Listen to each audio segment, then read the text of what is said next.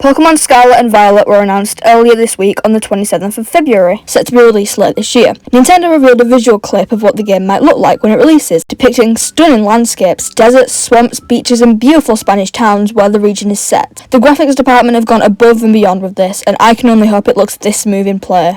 We were introduced to the 3 starters: the Grass-type starter, Sprigatito, a cat Pokemon, the Water-type starter, Quaxly, a duck Pokemon, and finally, the star of the show, the Fire-type starter, Fuecoco, a crocodile Pokemon. Wait, that doesn't seem right.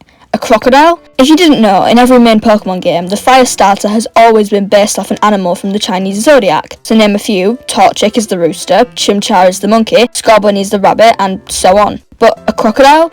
None of the Chinese Zodiacs are crocodiles. I suppose Fuecoco could be the dragon, but Charmander's the dragon. In fact, the only animals left are the ox, the goat, the horse, and the snake. So, does that mean the snake? They are both reptiles, so it would be the most logical conclusion, but I would beg to differ. Despite snakes and crocodiles sharing a classification, there's some huge differences between the two species. For instance, an obvious difference is snakes don't have legs, whereas Fuecoco clearly does. What are they going to do, just rip him off him as he evolves? Unless make it the first snake Pokemon with arms and legs?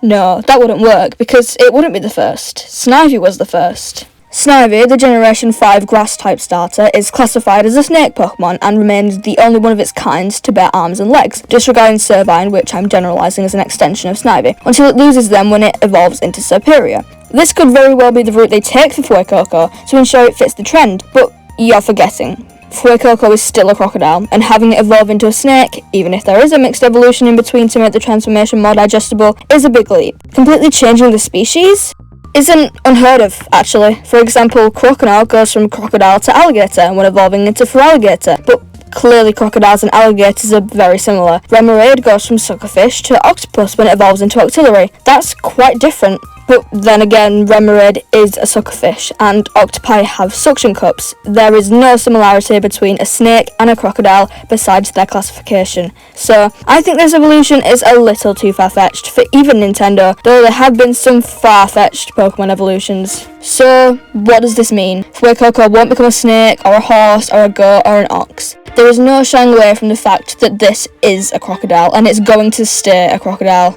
But why would Nintendo do this? In every generation up until now, they have used an animal from the Chinese Zodiac. Why stop now? Why Generation 9 specifically? An obvious conclusion to jump to would be that carrying on the trend of the Zodiacs would cap them at 12 main games. How would they profit then? Well, a counter-argument for that would be, they don't only create main games anymore. As their technology develops, they produce remakes, and games like Legends of Arceus, and DLCs which they can make for years to come. There's also the spin-off games like Pokémon Dungeons, Detective Pikachu, etc. They don't need to make any more than 12 main games. Another counter-argument is if they were always planning to quit using the Zodiacs, or they just spontaneously wanted to quit using the Zodiacs, they didn't need to do it in Generation 9. Wouldn't it make more sense for them to develop 12 main games using all 12 Zodiacs and then use a different animal for the Fire-type starter? Maybe they needed to use an animal native to Spain and the 4 leftover Zodiacs just weren't native. But that's completely wrong. There are 15 types of snake native to Spain, whereas crocodiles aren't native to Spain at all. They're widespread in sub-Saharan Africa. What other possibility would there be other than...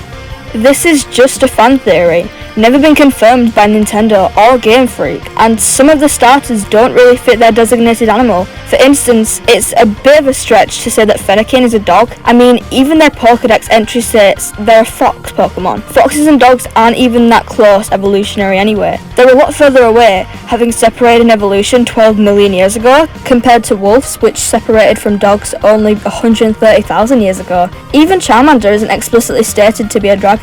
Pokédex entry states that they're a lizard Pokemon, and Charizard isn't even dragon type until its Mega Evolution in Gen 6. Don't get me wrong, I'm not saying Nintendo didn't use the Chinese Zodiac animals at all. Personally, I think they loosely based some of the starters on them as a fun Easter egg, not to be taken too seriously, not a plan to strictly follow. So Fuecoco may not be a horse, a snake, an ox, or a goat, but that doesn't mean we won't be seeing them in the future games. If there's one thing I want you to take away from this video, it's that you can feel reassured because there will be more than 12 main Pokemon games to come. Nintendo will keep giving us this poop for years, and the only thing that's getting better is the graphics. Thank you for watching this video. If you made it this far, tell me in the comments which Violet and Scarlet Pokemon starter you're gonna pick, and what your predictions are for the evolution types. Bye!